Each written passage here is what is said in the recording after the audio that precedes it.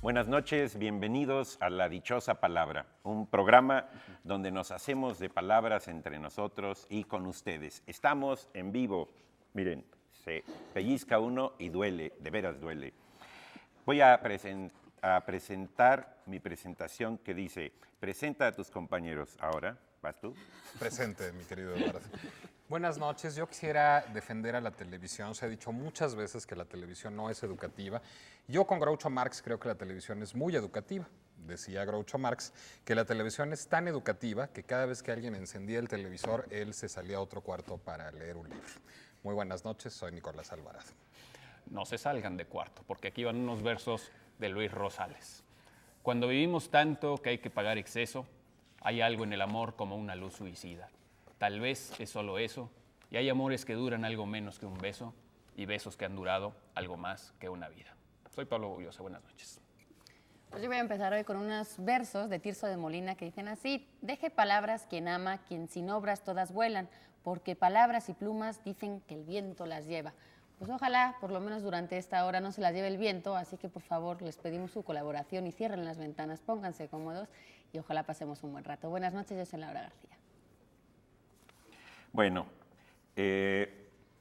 vamos a invitarlos también a nuestra transmisión en vivo que va a ser el próximo sábado 8 de octubre desde la Universidad del Valle de México, en el campus San Rafael, ahí en Sadi Carnot 57 en la colonia San Rafael. Lo dices como si esta no fuera en vivo. Este sí es en vivo. Sí, pues Sí, me pues ya. pellizqué. Ay, sí duele. No, Pero el próximo duele, sábado duele. nos pueden pellizcar todos, esa es la diferencia. Claro, pueden ir y... Laura, y si armar yo un fuera conjunto. tú, particularmente Sí, no tú, diría yo no eso. diría eso. Te arriesgas demasiado, Laura. Pero hay que hacerme va a hacer. A nosotros no, Somos tus guardaespaldas, a Laura. nosotros no nos pellizcan. Nunca se sabe. Cuando mucho nos hacen una biopsia, una cosa así, ¿no? Pero, Una algo así. biopsia. Bueno, vamos a comenzar con sus palabras. Por aquí tengo, por cierto, una... es ¿No que quieres nos hablaron comenzar de con- Carolina del ¿Ah? Norte. ¿De Carolina del Norte? Sí, mi nombre es Alejandro y quiero felicitarlos por su programa. Es que nos oyen allende las fronteras y Aldama también. Y nos habla de Carolina del Norte. Alejandro mandó este mail. Vamos a comenzar. Manuel González, del Distrito Federal, hace una pregunta muy interesante. ¿Se siguen considerando como letras del alfabeto castellano la Che y la Ey? Fíjate que Eterna pregunta. Horrible Buenísima pregunta. pregunta. No, yo creo que es una pregunta Sí, está más o menos simple. Ah, no, por supuesto, es Sí. que me enoja. ¿Te enoja? A mí Yo la creo que- Che y la ella me enojan. Ah, entonces, las letras en sí. que te sean son consideradas particularmente- letras, me enoja. Pues Pues ya hasta tienen hace muchos bien años que son poquito. consideradas. Bueno, desde principios del siglo XIX se ha considerado que son letras del alfabeto. La Che es la cuarta letra del alfabeto, la Ey la decimocuarta o La algo así, no decimocuarta. sé cuál sea. Pero son letras del alfabeto y creo que la confusión es más o menos reciente porque en la última o quizá desde la penúltima edición del Diccionario de la Real Academia, resulta que se cambió el orden en el que vienen incluidas las palabras y parece que la letra Che no está y parece que la letra Ey no están, porque ahora están ordenadas en orden estrictamente alfabético, sin considerar las letras tan solo para ese propósito. hecho, Quiero no decir, están consideradas. a la C, no, sí son letras, sí, Porque todavía en son letras. en su abecedario pone que tienen 27 letras el abecedario español, lo cual pues, si uno empieza a contar la Che y la Ey como que ya no... Yo creo que sí, no solo creo, estoy totalmente convencido de que siguen siendo letras, la academia las sigue considerando letras, la considera letras porque aunque sean, sean dígrafas, es decir, que están escritas Con con dos grafías. símbolos, forman un solo sonido y son inseparables. Y ese sonido es único. Entonces, el sonido Che es una letra y corresponde a esa grafía. De hecho, antes de estas últimas ediciones y todavía en otros diccionarios de la lengua que se siguen publicando hoy, como el Diccionario del Colegio de México, se siguen considerando letras también para efectos de ordenarlas. Lo que ocurre es que para efectos de ordenarlas, si tú agarras una hoja de cálculo y pones todos los apellidos, En una hoja de cálculo de cualquier programa comercial no te va a considerar una letra separada ni la doble L ni la Che, es decir, las va a ordenar como se ordenan, ABC y luego la segunda letra ABC, etcétera, etcétera, etcétera, sin considerar las letras. Entonces, en previsión de cómo funcionan esos programas, ya el diccionario de la Real Academia ha incluido estas letras en el conjunto, digamos, de la C y de la L, aunque tienen incluso todavía una pequeña separación, y si tú buscas ahí la letra Che, viene la letra Che y viene como una letra. Lo que pasa es como Pero es una... un poco raro, porque de hecho si le pones, si fueran consideradas letras, en principio de palabra, cuando pones mayúsculas, digo, sí tiene como muchas consecuencias el considerarlo o no considerarlo. Primero, el buscar una palabra en un diccionario, pues te puede liar o, bueno, nada más te hace buscar un poquito de más. Pero incluso para las mayúsculas tiene que ver, porque si uno pone, por ejemplo, Chihuahua y lo pone siguiendo la forma de que la H es una letra separada, pues la C y la H deberían ir en mayúscula, y no solo la C, sino también la H. Y sin embargo, en muchos sitios, y en la mayoría, la H viene en minúscula porque efectivamente... En todos debe venir en minúscula. La regla es totalmente clara. Debe venir la H en minúscula. Es decir, lo que ocurre es que no hay que confundir la manera en la que se escribe una letra con la letra misma. Son cosas distintas. Pero justamente lo que dice Laura es uno de los argumentos que hay en contra de que la Che y la L sean tomadas en cuenta como letras. Es decir, lo que argumenta María Moliner en el prefacio a su diccionario de uso del español, es que la doble R, que también tiene un sonido peculiarísimo y particularísimo e irrepetible, no es considerada una letra. Pero no es tan Pero dependiendo no va de nunca cómo está adelante. ubicada en una palabra, la doble R, ese sonido existe aún con una sola R. Ahora, Es decir, la doble R hace un énfasis porque a veces se pronuncia ese sonido con una No, sola Pero, R. y pero nunca es va en aberrante principio de palabra. porque a mí, por ejemplo, cuando no me va en enseñaron principio de abecedario, cuando estaba en la escuela, quién sabe en qué año, a mí me hacían decir el abecedario con la H, la E y con la R doble, o sea, incluso Dice- tenía ¿Hasta la 30, R doble? a la R doble. Dice tenía Gregorio ya como- Salvador que entonces no es abecedario, sino abecechedario. y es interesante porque él en su historia de las letras lo que hace es estar a favor del reordenamiento. Dice, no desaparecen como letras, simplemente se reordenan. Y aduce unos ejemplos prácticos que son interesantes. Dice, posiblemente en una reservación de avión no haya problemas o a la hora que alguien hace una fórmula matemática no usa la Che, curiosamente. ¿Sí? Es decir, Sí, para en ese evitar mundo eso, no precisamente. Porque se es usa. absolutamente idiosincrático del español. Es decir, en alemán AE tiene un sonido particular, Exacto. en francés GN. GN tiene un sonido particular y no son consideradas letras, son consideradas dígrafos que tienen sonidos particulares, pero que no son letras. La G y la N son letras Porque hay distintas. que hacer la diferenciación entre el sonido, efectivamente, y la ortografía. Y en ese caso estoy de acuerdo con Pablo en que la H pues tiene un sonido, pero en sí la ortografía pues son dos letras. Pero la GN también tiene un sonido particularísimo. En francés es la ñ. O en alemán la AE suena como E y no está A, AE, B o G, GN, H. Pero bueno, de que está considerada para Cada todos quien efectos, considérelo está. como guste, pero en realidad no cambia la vida si es una letra o no es una letra. Sí. En el diccionario o para la Real Academia, mejor dicho, siguen siendo letras, pero pues cada quien puede asumirlo como Tienes toda con la entera razón. libertad y Yo decidir que no son letras. Yo soy corajudo con el asunto, ¿Eh? pero tienes Sí, no, absolutamente no, toda la razón. No, Crea pero yo lo que este quiero decir es ampular. una cuestión técnica, Sí. nada más, ¿no? Yo una vez, cuando era secretario de redacción de Plural, teníamos la consigna de poner la Che, pero nadie hacía caso en un orden de eso, siempre me lo votaban, entonces decidí ya no ponerlo y adaptarme a la mayoría. La dichosa palabra de hoy es nombre latino que se le da a la primera edición de una obra. Consulte usted con su sacerdote. Nombre latino que se le da a la primera edición de una obra. Para quien nos diga la palabra, tenemos unos libros que son... ¡tararán! Pablo. El Clan de la Loba, de Maite Carranza, en ediciones EDB. EDB, ¿de qué se trata? Has de ver también las lunas del auditorio si vas por allá, porque tenemos también pases dobles para que vayan a las lunas del auditorio el próximo 5 de octubre, ahí en el Auditorio Nacional. Va a haber toda suerte de gente tocando ahí, desde Café Tacuba hasta la Sonora Santanera. Va a haber un homenaje a Carmen Montejo. Va a No digas. Oye, pero el homenaje no se dice. No, porque es Para de que lo crear que se expectativa. da en ese momento. Perdón. Ustedes disculpen. No dije nada. No, ni esa Carmen, no. Está bien. Esa Carmen Miranda. Esa Carmen, mira. También tenemos ejemplares del huevo que ya de conocer en esta edición de de octubre, pues como es de 15 a 15 ahora como De va octubre. De septiembre, perdón, en este caso de septiembre. septiembre y con Margarita Gralia en la portada y un montón de gente Qué chistoso. divertida. Oye, por Vestida. cierto, Nicolás, me encontré una frase en mi diccionario de locuciones que dice, omne vivum ex ovo, todo lo vivo nace del huevo. Absolutamente. Hay una obra de Ionesco que se llama El porvenir está en los huevos, que cuando estoy muy deprimido recuerdo. Qué bonito. Qué Bueno, barbaridad. les Qué digo, la blanquillos tan dichosa azules, palabra, digo yo. la Y hay repito, azules que se caen de morados. el nombre latino que se le da a la primera edición de una obra. Nombre latino a la primera edición de una obra. Regina Ambrís pregunta, ¿qué es un ósculo? Ah, Pues caray. pasar del huevo al ósculo está como el cambio de... Un ósculo es un beso, así como los que decía Pablo al principio, que pueden durar toda la vida, pues un ósculo es simplemente un beso, nada más que dicho de bonito. Es la forma, digamos, poética de mencionar al beso, viene del latín osculum, y pues es una palabra poco usada, pero que es bonita y que se utiliza sobre todo, aparte de en la literatura, digamos, poética, también para cambiar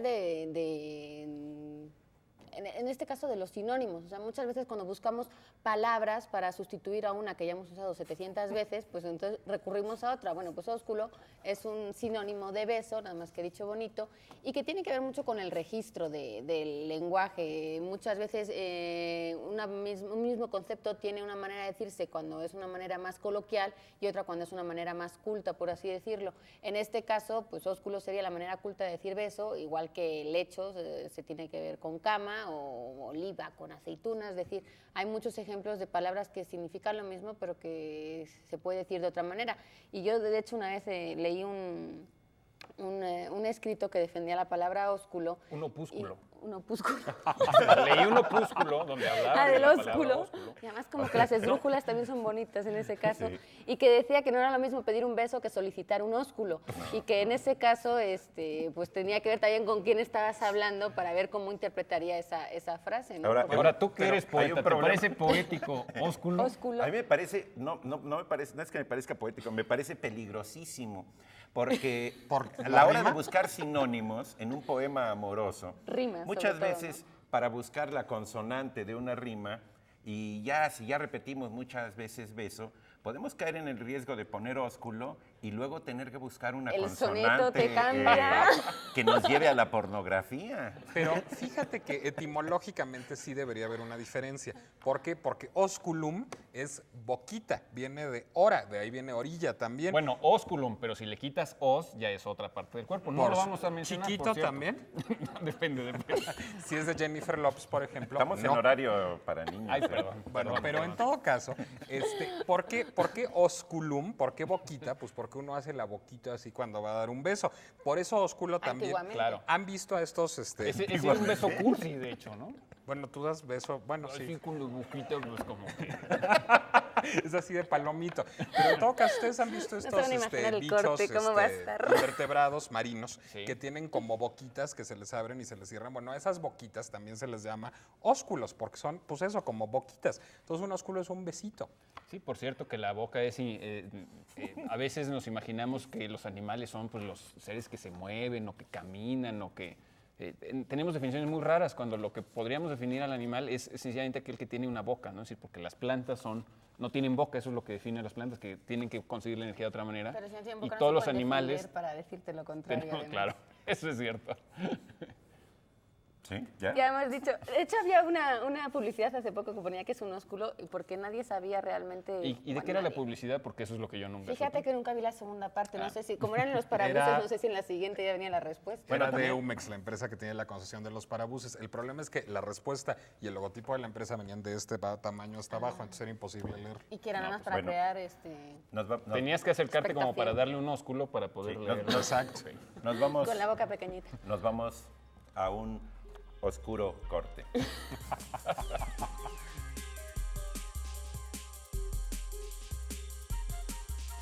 Entre otros premios para la dichosa palabra, La Saga, una noveleta filosófica de Alejandro Espinosa, editorial Instituto de Cultura de Baja California.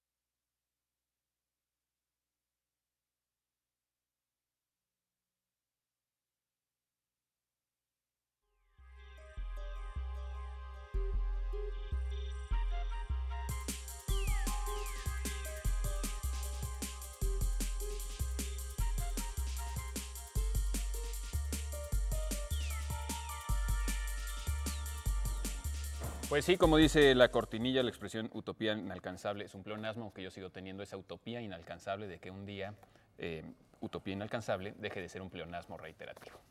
Bueno, Fernando Gómez Navarro, no, una aclaración antes de continuar, perdón. La dichosa palabra de esta noche, les estamos pidiendo el nombre latino que se da a la primera edición de una obra. No es ópera prima. Nicolás, que tiene primas abundantes, sabe por qué.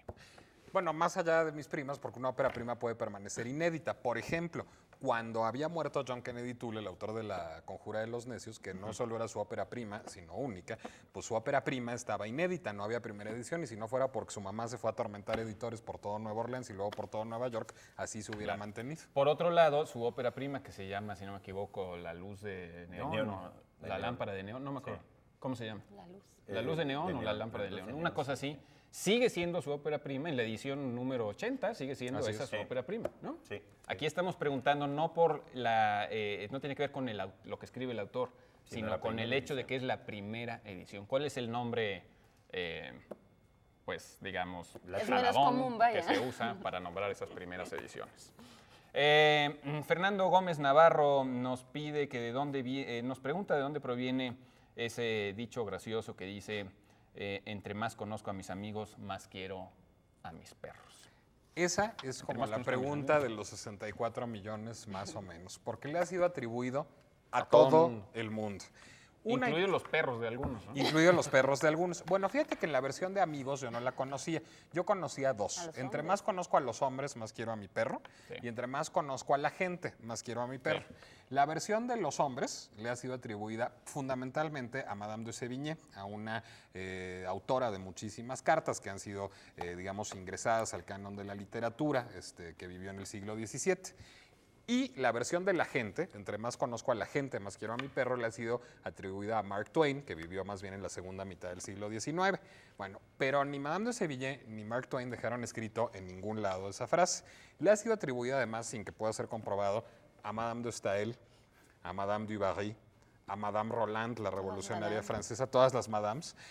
Pero sí hay una persona que Seguro tiene... fue la alegre, madame.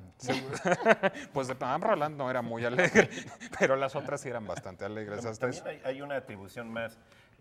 También se le atribuyen a Lassie. por supuesto. Te digo que un perro culto tenía que salir por ahí. Flush, no sé, algún Rintintín. otro, Rintintín. Bueno, pero sí hay una persona que escribió y que se conserva escrita una frase que no es exactamente esa, pero que se le parece mucho, que es la siguiente. Entre más aprendo a conocer a la humanidad, más estima tengo por los perros. Esa frase es de un tipo rarísimo que se llamó Alphonse Toussaint, un escritor del siglo XIX francés, más un ensayista que un narrador, que, digamos, tenía una filosofía un poco extravagante. Era feminista, pero era antisemita, pero era misántropo, es decir, era un personaje muy controversial. De hecho, en las ediciones de sus libros, sus editores solían poner que se deslindaban completamente de cualquier cosa que dijera el autor en la obra, que ellos pues nada más lo referían para que el público lo conociera, digamos. Y eso sí está publicado en un libro que curiosamente se llama El ingenio de las bestias, que es un título muy pertinente para eso. También decía Alphonse Toussaint que lo mejor que tienen los hombres son sus perros, que es una frase también muy vecina de esto. Mi hipótesis es que debe ser una frase popular, probablemente, que ha sido retomada por mucha gente, que incluso Toussaint retomó de, digamos, la sabiduría popular, pero que no es atribuible exactamente a alguien. Seguramente se empieza a atribuir desde Madame de Sévigné, porque desde el siglo XVII se ha de estar diciendo. Sí, y además es una frase que es impolíticamente correcta con respecto a los perros. Por A supuesto. los perros, no a los hombres. Sí. A los hombres no. No, por cierto, ahorita me estaba acordando de unos versos de Ezra Pound que escribe después de mirar un rato a los perros, porque bueno, cuando uno ve a los perros pues que no tienen la habilidad que tienen los seres humanos con la mano y todas, como dice una vecina mía, esta desesperación que les da porque quieren hablar y no pueden. Ezra Pound escribe unos versos que más o menos dicen algo así como que cuando veo las torpes maneras de mi perro me doy cuenta de que el ser humano es un ser superior. Pero cuando veo las torpes maneras del ser humano, confieso, amiga mía, que no sé qué pensar, ¿no? Es algo parecido, ¿no? Sí, también hay uno Absolutamente. de Margarito Ledesma que es sobre su perro Canelo y dice que ese perro hacía lo que él le ordenaba, ¿sí? no tuesas y no tosía, no gruñas y no gruñaba. Dice, incluso cuando no le decía nada, él no hacía nada. De tan obediente que era el perro. Y pone su nota a pie de página que dice, ya sé que no se dice tuesas, pero lo pongo así para que suene bien el verso. Para que nos acordemos después, además. Por cierto, el conde d'Orsay, un aristócrata francés que evidentemente ya ha perdido su título nobiliario porque esto era posrevolucionario, decía que entre más conocía a los representantes públicos, más quería a su perro. Sí, no lo dudo. Por No, cierto, ámbitos Margarito Ledesma. sociales tenemos 1000 además. Sí, hay muchas variaciones de esto. Margarito Ledesma es uno de los poetas mexicanos más famosos cuyos libros son más imposibles de encontrar. De hecho, yo creo que hace muchos años que nadie edita nada de Margarito Ledesma y sin embargo sigue siendo citado, sigue siendo recordado. La verdad es que yo crecí oyendo a mucha gente citar a Margarito Ledesma, cosas muy ocurrentes, muy graciosas de él. Y para conseguirlo tuve que ir a estas librerías de viejo a conseguir porque no hay editores de Margarito Ledesma actualmente. Uy. Un llamamiento. Nadie quiere entrarle a esa gran broma. Bueno, ¿vamos a qué? Perdón, díganme, por ahí. A la pregunta especial. La pregunta especial de esta noche es la siguiente. ¿O qué se van a llevar? ¿Primero mostramos el premio o decimos la Para la que pregunta? contesten mercenariamente. A ver, que primero la pregunta. primero diga la pregunta. Bueno, la pregunta es la siguiente. ¿Cuál es el nombre del cristiano español que durante la dominación de los árabes en España abrazaba el islamismo y vivía entre los musulmanes? Es decir, muchas veces hablamos del caso contrario, ¿no? De los musulmanes que se convertían al cristianismo. Ahora estamos preguntando por aquellos cristianos que vivían entre los árabes y abrazaban el Y islamismo. está liosa la pregunta porque además como se juntó hay mucha la cultura de judíos, musulmanes, los que se convertían, los que expulsaban, los que se quedaban, los que lo hacían a escondidas, en fin, todo eso. Por Hay eso. varios términos ahí confusos, así que... Por está eso es difícil. la especial. ¿Y qué se van a llevar? Pues si tuvieran la enciclopedia Quod, que edita Larousse, seguramente tendrían la respuesta, pero seguramente no la tienen porque pueden llamar para ganarse. Ah, pero además hay más premios, ¿no? Hay más premios, por supuesto. Tenemos 2 pases dobles para el espectáculo del Lago de los Cisnes del día 6 de octubre, que se hará en la isleta del viejo bosque de Chapultepec, que además ahora como está reabierto, ¿no? El bosque de Chapultepec está limpito y está bonito. Y si no alcanzan nada de estos pases, que sepan que va a estar el espectáculo del 1 al 30 de octubre. Así Si es que antes anímense. salían los cisnes con su máscara antigas, pero ya se la pueden quitar. Bueno, y Ahora se también resbalan. tenemos ejemplares de la revista Algarabía, que es una magnífica revista. Hace poco estuvo su directora en Suaves la Noche. Pilar Montes de Vi Oca, así es. la entrevista que estuvo muy buena. Muchas gracias. Precio al público, 43 pesos. Qué buen precio, ¿no? Sí. Así en non y toda la cosa. Es una verdadera joya la revista Algarabía. Muy divertida. Bueno, les repito rápidamente la pregunta. Nombre del cristiano español que abrazaba el islamismo en la época de la dominación árabe en España. Hay otra pregunta, ahora es de Vianey Hernández. Ella nos pide que hablemos de las traducciones de March Piercy o algo así. Piercy. ¿Eh? Piercy. Yo he visto una que ¿Quién hizo es? José Vicente Anaya. Ella es una poeta. Es una poeta de Detroit, nacida en los 30s. José Pero Vicente nos pide que Anaya, hablemos de sus... Bueno, de las traducciones. No, pero está bien única saber que quién es. conozco. Sí, es que yo no sé si ella era la traductora, por eso yo confieso mi el más traductor es completa José ignorancia. Vicente Anaya. Ok. Cuando él estuvo en la Universidad del Estado de México, la UAM, Autónoma del Estado de México, hizo muchas traducciones de poetas, los Beat. Sí, muchísimos. Ferlinghetti, Tiene un Corso, libro publicado, tiene un cuando menos libro esa. sobre eso. Hizo una traducción de Aullido también. Y ahí tiene uno de esta autora, que es una... Yo no he visto nada más de ella en ningún otro lado, dicho sea de paso. Se llama Ventana de la Mujer en Llamas, el libro. Ventana de la mujer. Ventana de la Mujer en Llamas. Es una antología que hizo el propio José Vicente Anaya. Y a todo esto, ¿quién es March Piercy? Te digo, es una poeta más o menos, digamos, con toda la cuestión feminista, hippie, ¿sí? Aunque hippie tardía porque nació en los 30s, pionera de los hippies. Y bueno, a mí me gusta mucho, solamente conozco directamente esos poemas. Y hay algunos poemas muy, muy fuertes. Tiene novelas, de hecho, creo también. Yo no he leído nada no, de sus sí novelas, tiene pero novelas, creo pero yo que no no sé si estarán traducidas, igual ese es el problema. Pero sí es famosa por sus personajes femeninos en sus novelas, porque efectivamente es feminista Sí. acérrima. ¿Y está Y editado es por muy la UAM, conocida. la traducción? Sí, pero es del 81, no la van a encontrar. Es de 1981. Es decir, Aprendan hay que inglés. buscarla en Pues en la bibliotecas. biblioteca de la encuentran UAM los libros de seguramente. poemas del 2005, vas a encontrar los de Pero traducciones. la de La biblioteca biblioteca de de la la UAM UAM lo han de tener, digo. Bueno, ahí sí. Que Ponerte a buscarlos. ¿Eh? Ponerte a buscarlos y de pronto... Sí, a mí me extrañó porque al venir a formular la pregunta por las traducciones de ellos, no sabía si ella era una traductora o si ella era una puede ser poeta, que ¿no? se refiere a traducciones de ella, pero entonces ahí sí ¿Quién sabe? me descalifico. Bueno, vamos a ver, aquí tenemos, por ejemplo, una pregunta. Me piden que elija una pregunta cortita y no tengo Y se ninguna acabaron. pregunta cortita. Rápidamente, ¿puedo responder una del público, muchachos? Claro. Es muy grosero Sí. hacerlo. ¿Por qué ¿Por no? qué? ¿Es muy Porque- grosera la pregunta? No, la pregunta no tiene nada de grosero. A ver. Nos pide José Luis Gómez Mendoza, que está por ahí, en primera fila. Y ahora levantando la mano. cámara lo toma, lo Eh, toma. Nos Ahí pide va. que comentemos algo acerca de la forma correcta de decir Carmina o Carmina Burana y por qué se dice de una u otra manera. Y la verdad es que yo no tengo ninguna respuesta que darle. Le puedo decir que yo diría Carmina.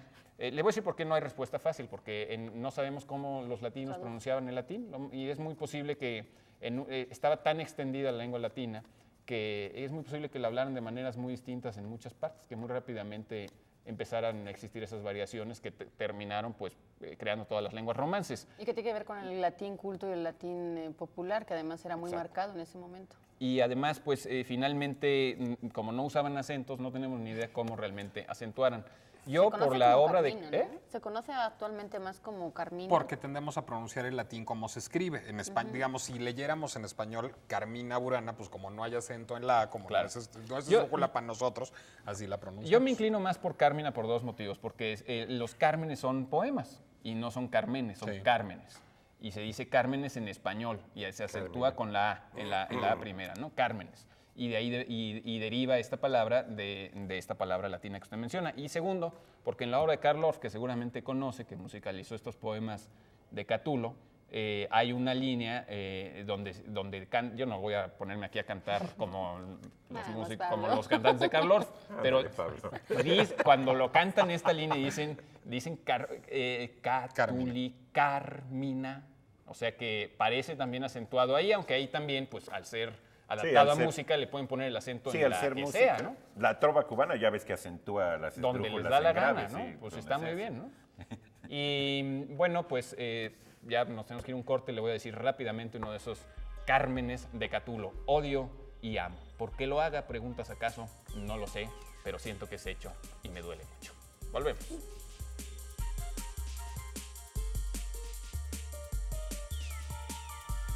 Entre otros premios para la pregunta especial, Boleros de Jay Wright, Editorial Universidad Veracruzana.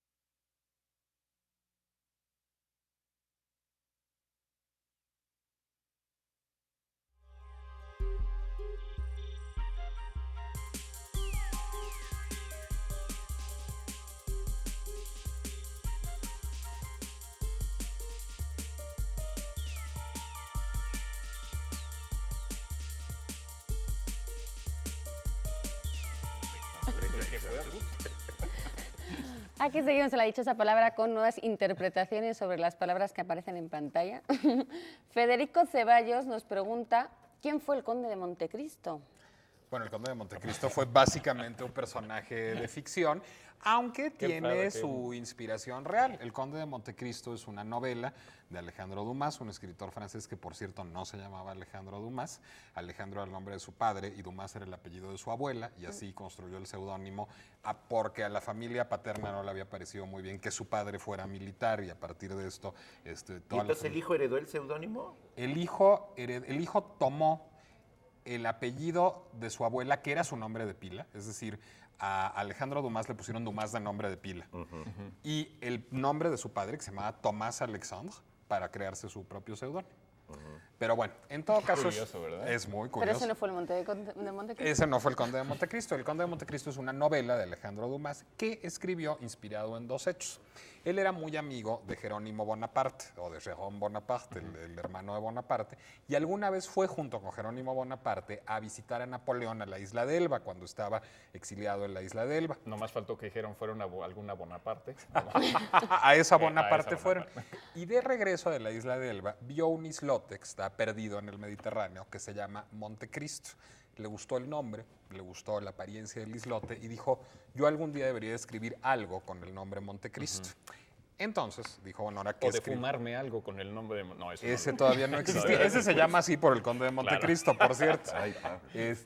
Bueno, pero Perdón. entonces dijo, Está dejando ¿cómo de escribo fumar, algo con el además. nombre Montecristo? Y se acordó de una anécdota que le habían contado. Recordemos que justamente era cuando Napoleón estaba en desgracia, exiliado en la isla de Elba, y recordó la historia de un hombre que había sido delatado por sus tres amigos que querían timarlo como conspirador napoleónico, que había conocido a un sacerdote en prisión y que el sacerdote le había dicho en dónde estaba Todos su esos herencia detalles. familiar.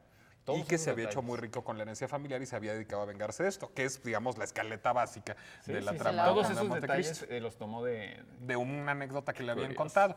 Pero, digamos, lo hizo a partir de que él quería escribir algo que se llamara Montecristo. Ya después de eso lo hizo Conde. Es una novela entretenidísima, fue publicada, larguísima por cierto, o sea, yo la tengo en 3 tomos como de este pelo, fue publicada por entregas en un diario. Alejandro Dumas fue uno de los principales, digamos, aprovechadores de la estructura de la novela por entregas o del folletín, es decir, de que se publicaba un capítulo en el diario cada semana o cada mes o cada que se publicaba el diario. Todos los lectores estaban muy interesados en ir a comprar el diario para ver qué seguía, eran como las telenovelas pero interesantes, digamos.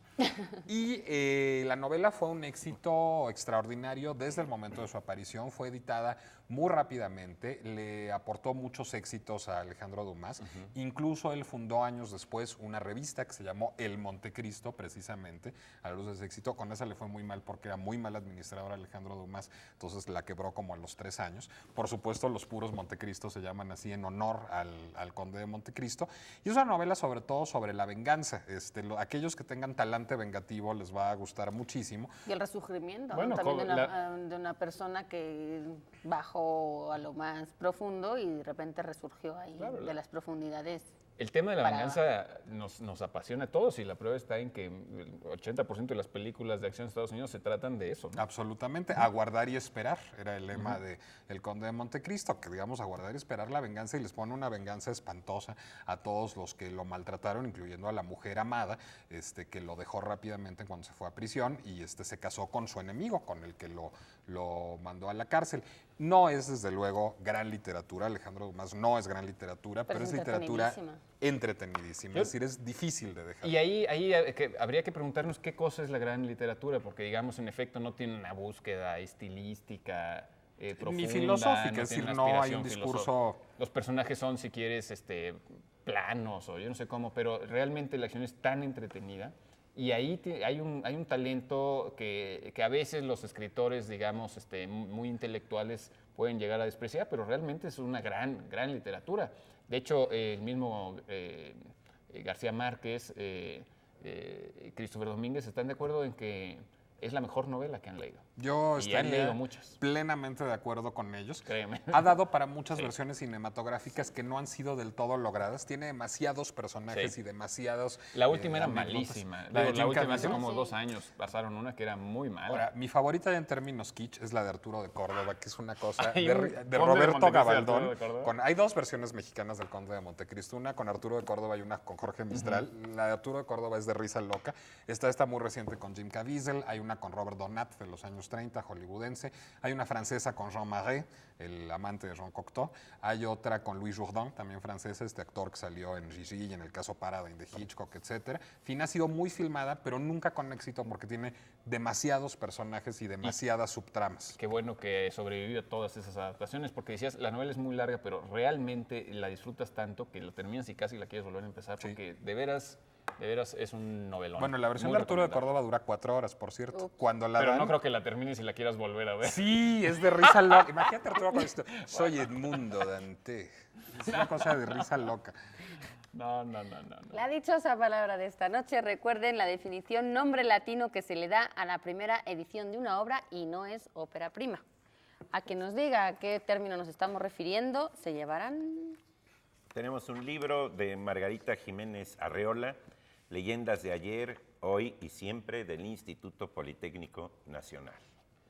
Y la librería del Parnaso de Coyoacán, allá en el centro del Jardín Centenario, nos envía estos libros de arte, son las obras maestras del Jean-Paul Getty Museum.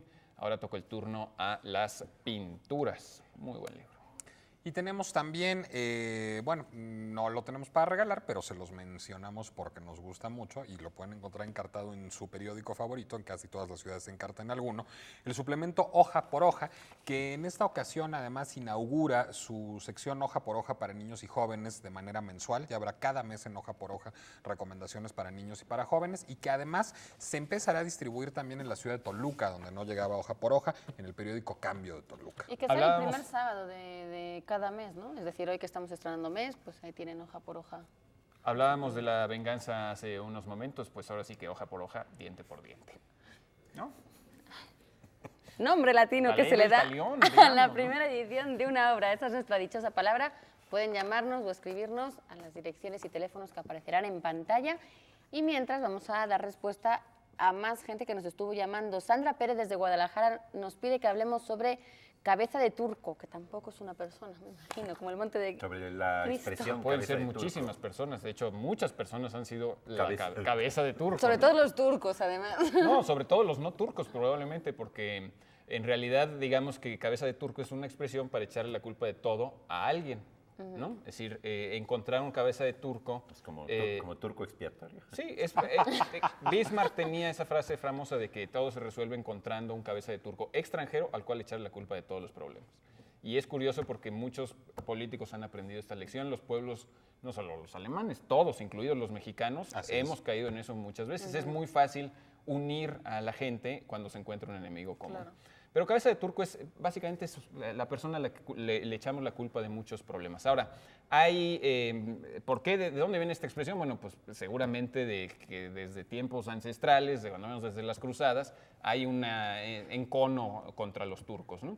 Y después hubo una época en el siglo XVII donde se puso muy de moda toda la estética oriental y los turcos, las otomanas o los divanes, el Lo que café pasa es que los turco. Y creo que turcos- la expresión la tomamos del francés, pero Nicolás Sí, Los claro. probablemente turcos lo sepa que mejor pasa es que yo. estaban en un lugar estratégico muy bueno para dominar el Mediterráneo. Entonces, de alguna manera, todos los países que daban a aguas mediterráneas siempre las han odiado mucho porque de alguna manera todas estas batallitas que Eran había los enemigos, eran ¿no? los enemigos porque siempre había algún turco o Claro. había algún...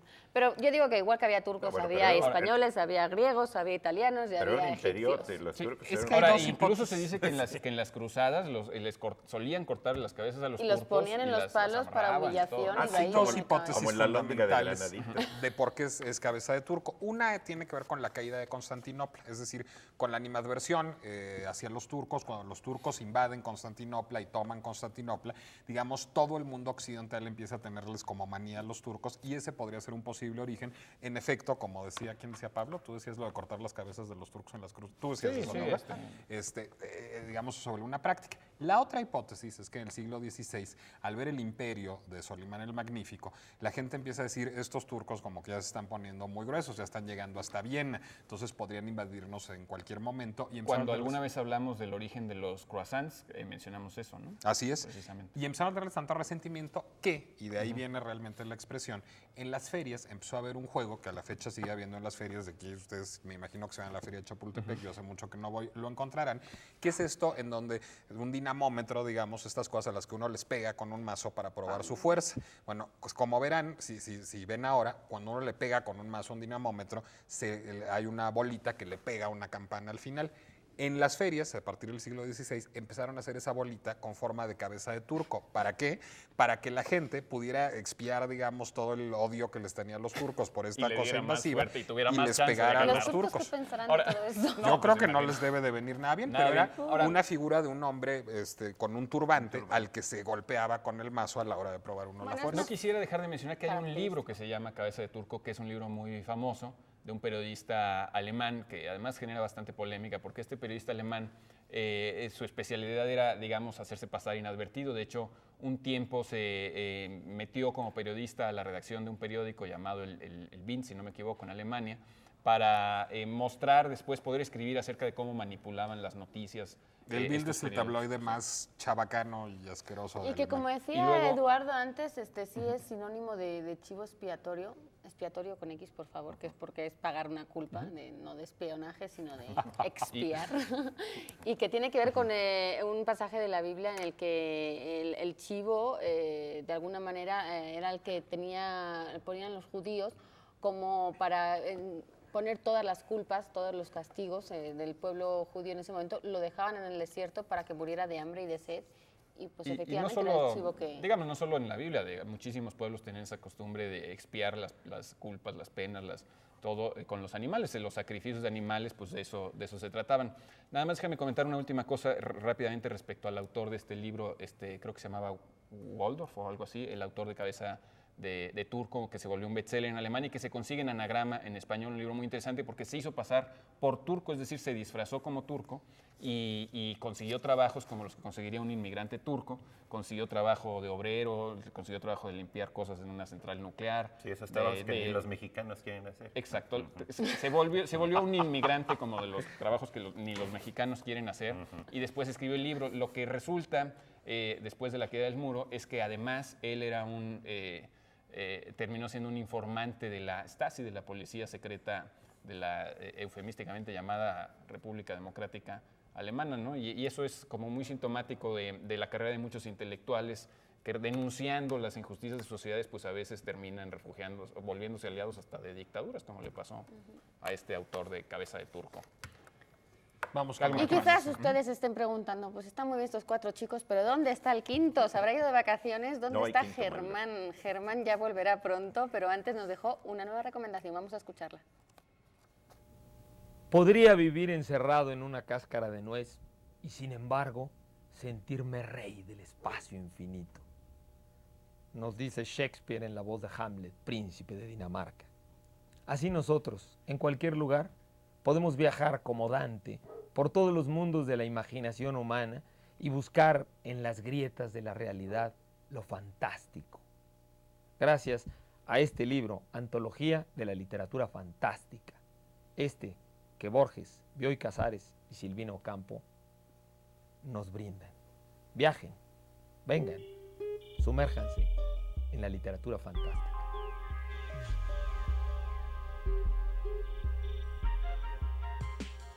Pues Nos hemos no quedado pierdan sin la pu- paciencia, dentro de poco volverá ya Germán, estará con nosotros el próximo sábado, así que ténganle paciencia y también ténganos un poquito de paciencia aquí porque nos vamos a ir a un corte y enseguida volvemos.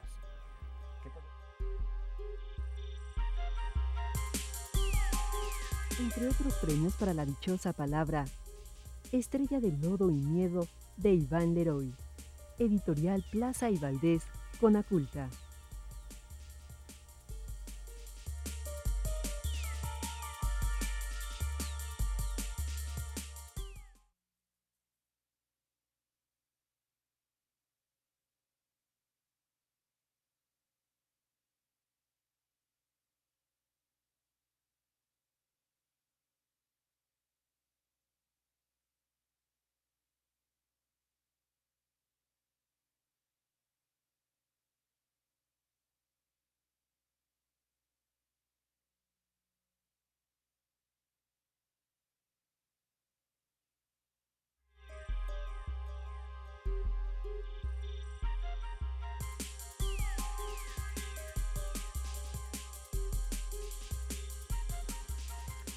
Ya estamos de regreso en La Dichosa Palabra. Todavía tienen algunos minutitos para contestar nuestra dichosa palabra, que es que nos digan cómo se llama a la primera edición de una obra, digamos cómo se llama de manera culta a la primera Nombre edición latino, de una ¿no? obra, nombre latino, así es, no es ópera prima.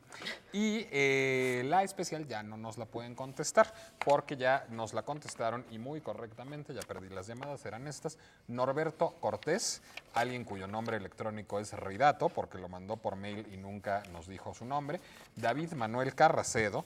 No creo que se llame Ridato y se apellide Arroba, ¿verdad? Yo tampoco lo creo. ¿Quién sabe? Roberto Punto com. Escobedo Arroyo y Citlali Montserrat González nos dijeron correctamente cuál es el nombre del cristiano español que durante la dominación de los árabes en España abrazaba el islamismo y vivía entre los musulmanes, y era Muladi. A todo esto, vayamos con más dichosas palabras. Tú tienes una por ahí, ¿no, Eduardo? Es que me encontré a Jesús Echeverría, el compositor. De y música sinfónica, dice que ¿no? platicando con Rius, el caricaturista, se les apareció la palabra serendipity.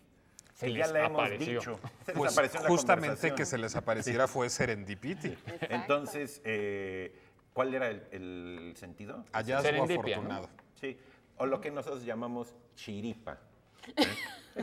Eso es la serendipia, ¿no? La chiripa, ¿no? Un Y hallazgo viene afortunado.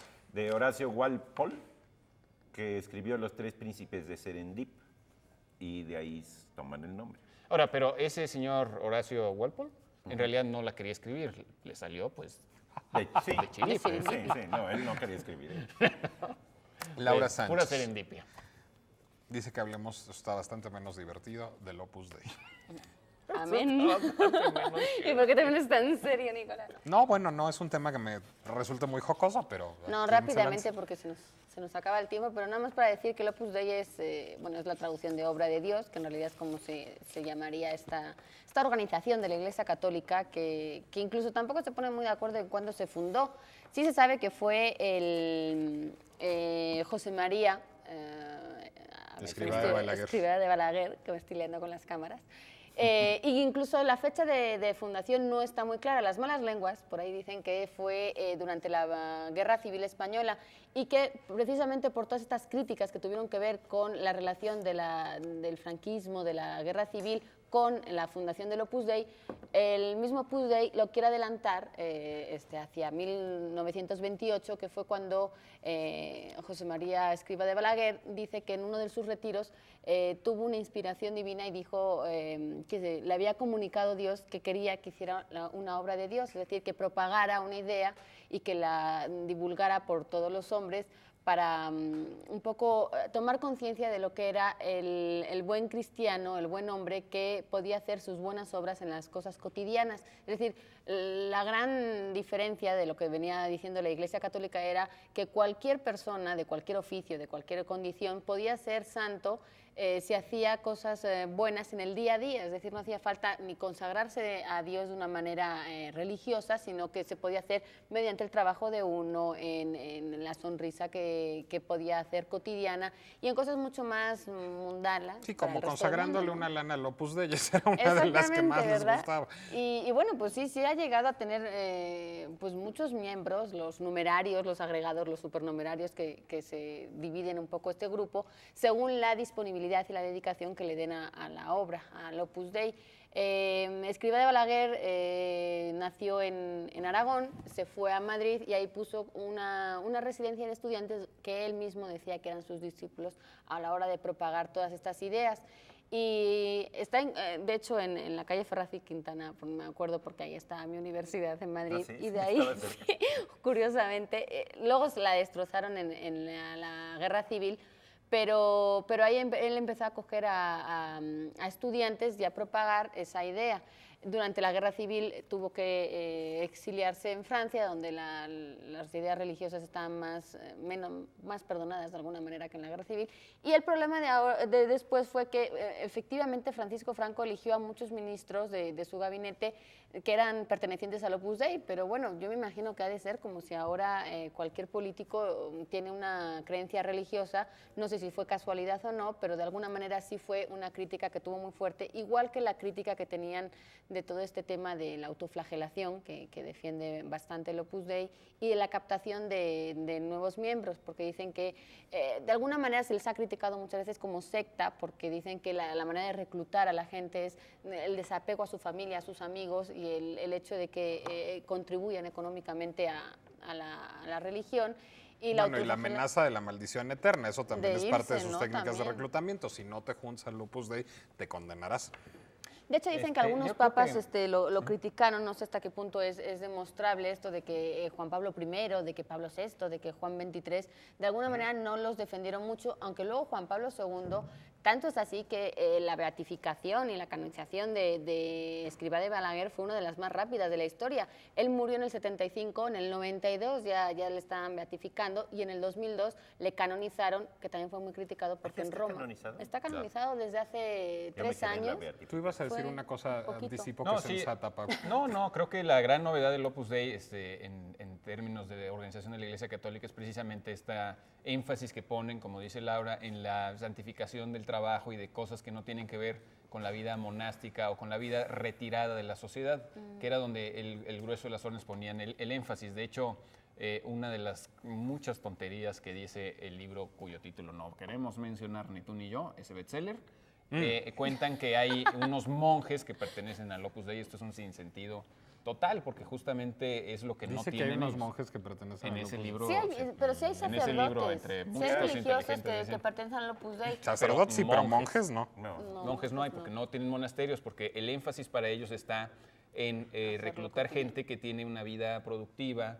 y que hacen bien su trabajo, ¿no? Esa es la fuerza también de De esa. hecho, uno de los problemas del esa Opus Dei orden. es que no se sabe cuántos miembros hay porque muchos de Pero- ellos no quieren decir que pertenecen Pero al yo Opus Dei. creo Pero que es un también es problema del parte de la padrón, eso le leyenda. pasa El al censo, PAN le como pasa. ahora. Eso le pasa a cualquier partido, ¿no? Pero ellos, muchas veces la gente se va con la gente de que realmente es una orden totalmente secreta y que manejan todo por atrás. Y ya se ha demostrado Hay, que no. claro que no, hombre. Están las páginas en internet donde ves ahí que dicen 80,000 miembros tiene esta orden aproximadamente, etcétera, etcétera. Lo que ocurre, pues sí, es que han puesto ese énfasis que no es acostumbrado en la Iglesia Pero Católica. incluso el Parlamento italiano les hizo una investigación, incluso no sé hasta qué punto fue judicial el asunto, pero para demostrar que la organización efectivamente no era secreta y que de alguna manera pues, no tenían cosas raras, nada más eran un grupo que tenía unas creencias religiosas y que las desarrollaban. Haga del a Opus su Dei su voluntad. página de inicio.